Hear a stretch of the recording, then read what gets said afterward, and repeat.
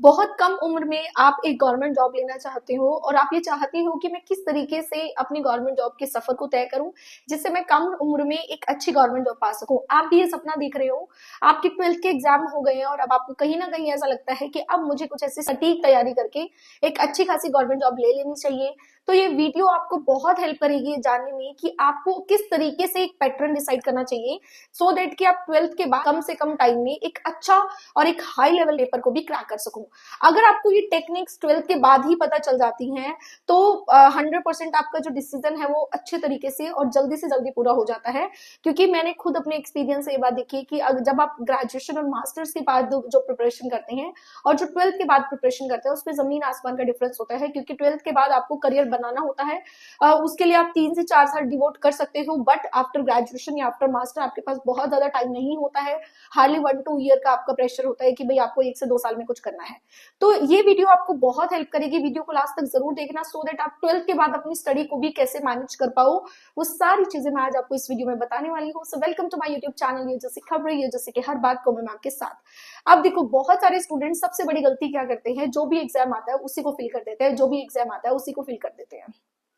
5 step में आपने इस जर्नी को सीखना है और समझना है कि जर्नी में मेरे क्या हर्डल्स आ सकते हैं और मुझे उन हर्डल्स को कैसे दूर करना है।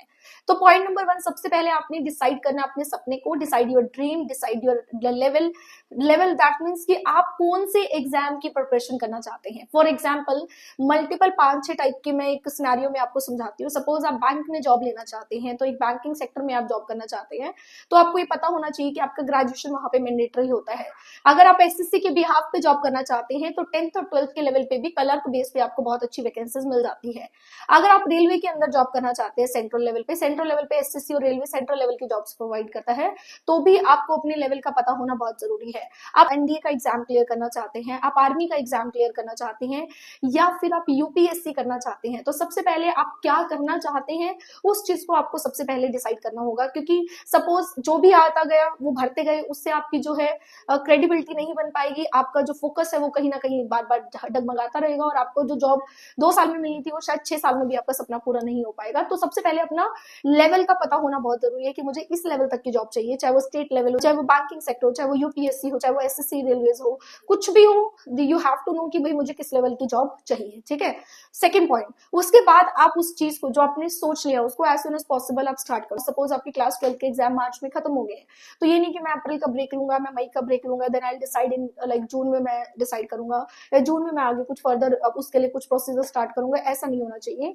जैसे ही आपने मार्च में अपना एग्जाम खत्म किया, तुरंत आप अप्रैल में उस चीज के लिए स्टार्टअप कर दीजिए। क्योंकि जितना ज्यादा आप अपने सपने को सीरियस लेंगे ना, उतना ज्यादा सपना आपको सीरियस लेगा। अदरवाइज वो भी कहेगा ठीक है लेट इट बी, छोड़ो किसी और के पास चलते हैं।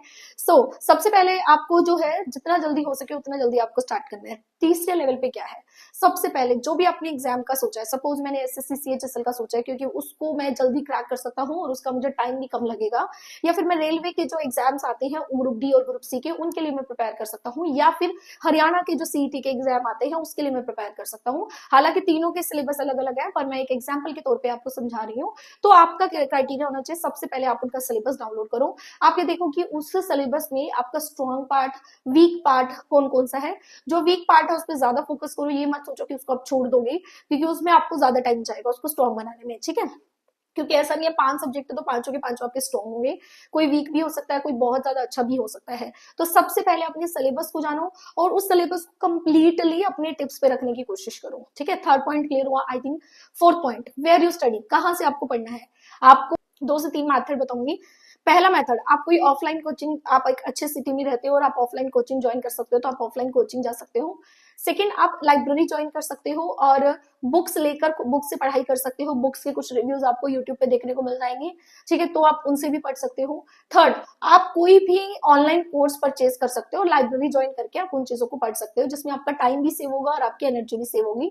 क्योंकि कोचिंग पे जाने में आने में फिर वहां पे स्टफ जो मिलता है, कुछ फ्रेंड्स बन जाते हैं, फ्रेंड्स के बाद फ्रेंड्स के साथ आपको कहीं इधर उधर जाना आना हो जाता है, तो वो आपका टाइम जो होगा वो बच जाएगा। ठीक है, तो सबसे पहले इन तीनों में से ये डिसाइड करो कि आपको क्या ज्यादा सही करना है, किससे आपको पढ़ने में मजा आता है। कुछ बच्चे जो होते हैं वो ऑनलाइन पढ़ ही नहीं सकते, तो उनके लिए ऑफलाइन ही ऑप्शन है, कुछ ऑफलाइन नहीं पढ़ सकते तो उनको ऑनलाइन है, कुछ कुछ भी कर लेते हैं तो उनको प्रेफरेबल ऑनलाइन ही करना चाहिए, ठीक है।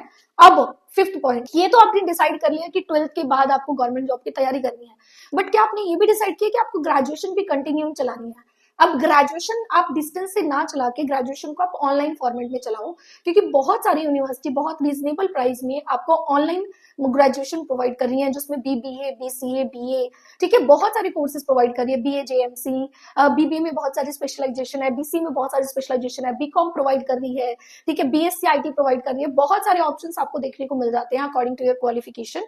तो सपोज आपने यूपीएससी का फॉर्म भरना है, तो उसमें एक हमारा ऑप्शनल सब्जेक्ट होता है, तो आप बीए इन इकोनॉमिक्स या कुछ इस तरह का भी आप वहां पे भर सकते हैं। तो अल्टीमेटली ऑनलाइन में अपनी एजुकेशन लो, जिससे आपको वहां की भी क्लासेस मिलेंगी और आपकी नॉलेज का जो लेवल है वो और ज्यादा इंक्रीज हो जाएगा। कुछ और आपको जानना है, कुछ और आपको काउंसलिंग लेनी है, आपको ये नहीं समझ आ रहा कहाँ से क्या तैयारी करें, तो मुझे कमेंट सेक्शन में मेंशन कर सकते हो, गूगल फॉर्म फिल कर सकते हो, व्हाट्सएप भी कर सकते हो। Thank you so much.